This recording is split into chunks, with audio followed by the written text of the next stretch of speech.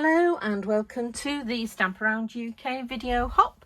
It's July 2025 and I am Linda from Linda's Papercraft even.co.uk, and I'm joining together with a group of Stampin' Up demonstrators, and we get together once a month on the 1st to share a video, and there's always a common theme, and this month's theme is patterns.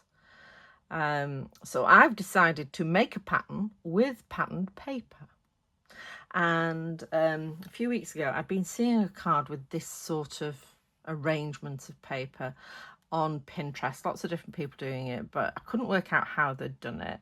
And I'm quite, well, yeah. My daughter says I'm OCD. I don't agree. But I wanted this square to be bob on in the middle of this one, and this square to be bob on in the middle of this line. And I was trying to work out how to do it.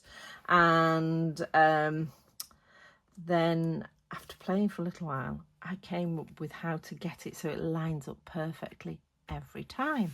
So what you need is, you'll need 4 altogether, but I'm just doing 1L and then I'll do them and show you how I've done them. So, but basically these pieces are 2.5 centimetres by 7.5 centimetres. So it's 1 by 3 if you're doing it in inches. Okay, so 2.5 by 7.5, 1 by 3. And basically this side needs to be 3 times the size of this one to get it. So it's basically 3 squares together. Okay, and the next thing I found is it's better if you glue your L's the same way. So if you've got the vertical on the top, you need the vertical on the top for both. Okay, so just going to show you how I glued these together. So this glue is just flooding out. It's a new bottle. I always take the labels off because I find I get all sticky with glue if I don't ever keep them on. Right, okay, so I am just going to pop that on there, wiggle it around so that this bottom corner is perfectly lined up. And what I didn't say, you do need far too much glue. That's why it's, you don't need far too much glue. There is far too much glue. That's why it's wobbling everywhere. Okay, so what you need is the right side of the paper facing you, and you need an L like that. Okay, I am going to use my pin glue because there's too much glue coming out. I'm going to lay it down and let it calm down for a while. So I'm going to make another card like this. Now this is using the Celebratory Sips Designer Series paper. This one I'm using the Country Lace, which is one that's carried over from last year, and I've done all the stamping, as you can see. So the die I've used is out of Textured Notes, and it's the second biggest die with that sort of zigzaggy pattern. And then I've got a piece of Country Lace paper, which is 10 by 14.4. Then I've got 4 pieces that are 7.5 by 2.5, 2 of each design that I'm going to use, and then an A6 card blank, which is thick basic white, 21, 14.85, scored at 10.5. Okay, so let's put all these to one side. I'm just going to make this pattern. Right, and I've already stamped. This is from Thankful Gardens. Yes, Thankful Gardens. And that's just 4 cent for. I will put all the measurements on the in the description as well. So that's 4 centimeters by 2.5. So there are, as I say, several Stampin' Up demonstrators, and all their details will be, and links will be, in the description below. So you just need to, once you've watched this, you can hop round the whole hop and have a look at all the stuff that we've done and how each of those demonstrators has interpreted, or as my daughter says, interpreted the brief. Okay, so it is important that you're accurate with this bit so that they fit together. Accurate with your cutting, accurate with this bit. So that is, so I've got, as in here, vertical one on the top, horizontal ones on the bottom. And then I'll do the same again with this one. So again, putting a bit of glue there.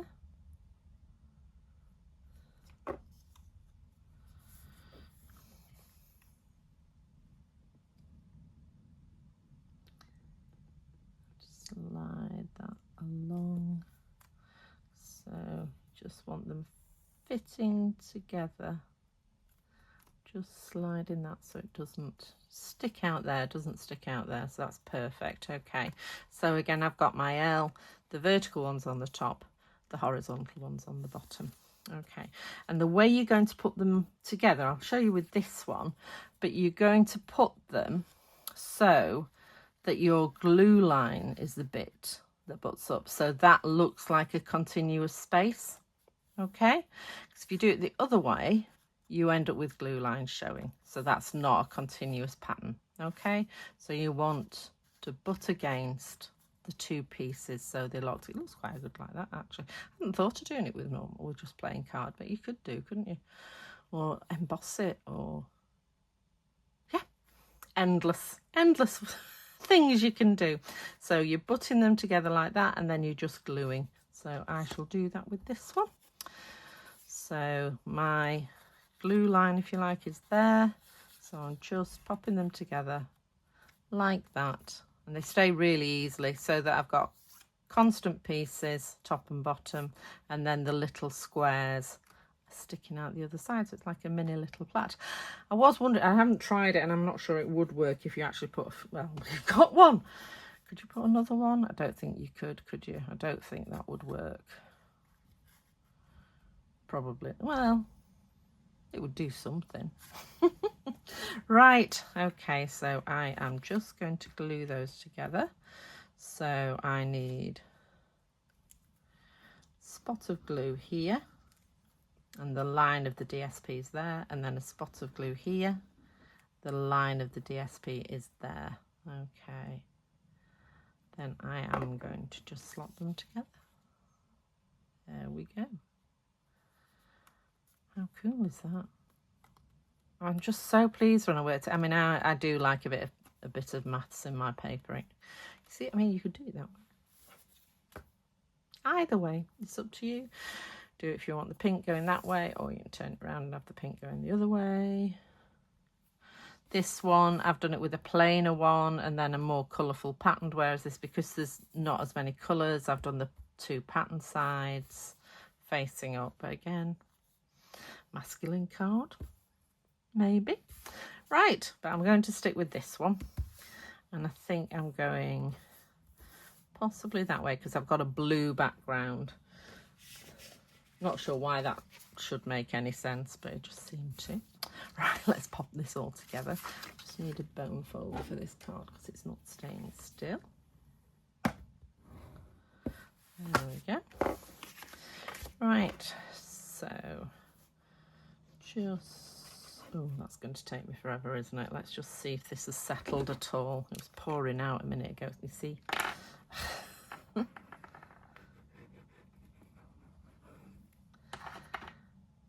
good clean in a minute. Okay, so just pop that up, measure, pop it on so the borders are even all the way around. There we go. And then I'm going to pop this on here, which just fits just nicely with this size. So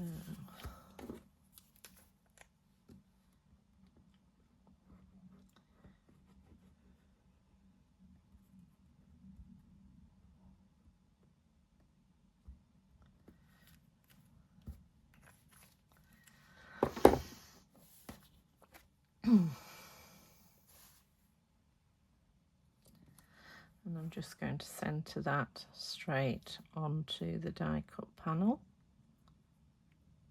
There.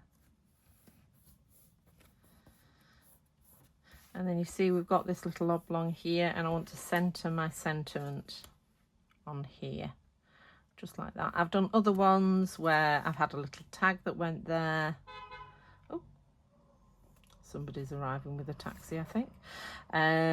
So, you know, have a play. see what you think.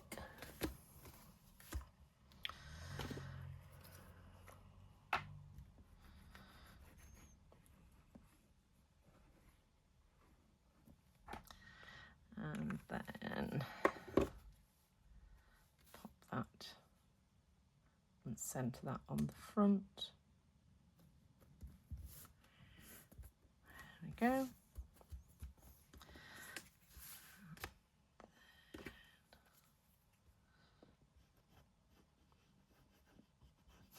One flowing too much and one not flowing enough. Right. Okay, and then I'm just putting that so it's in the middle of that rectangle. There or thereabouts. Remember, we're handcrafting, not mass producing in China. Okay, so we've got that little thing there, and then I just added some bling. So I love these iridescent faceted gems. I use all the time on everything because they go with everything. So I'm just going to stick that down a touch.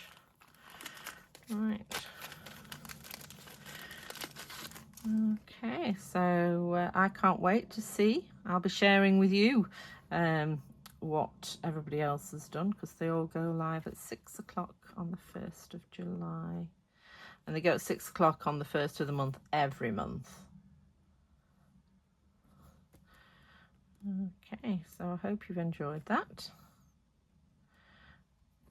There we go. So how easy was that?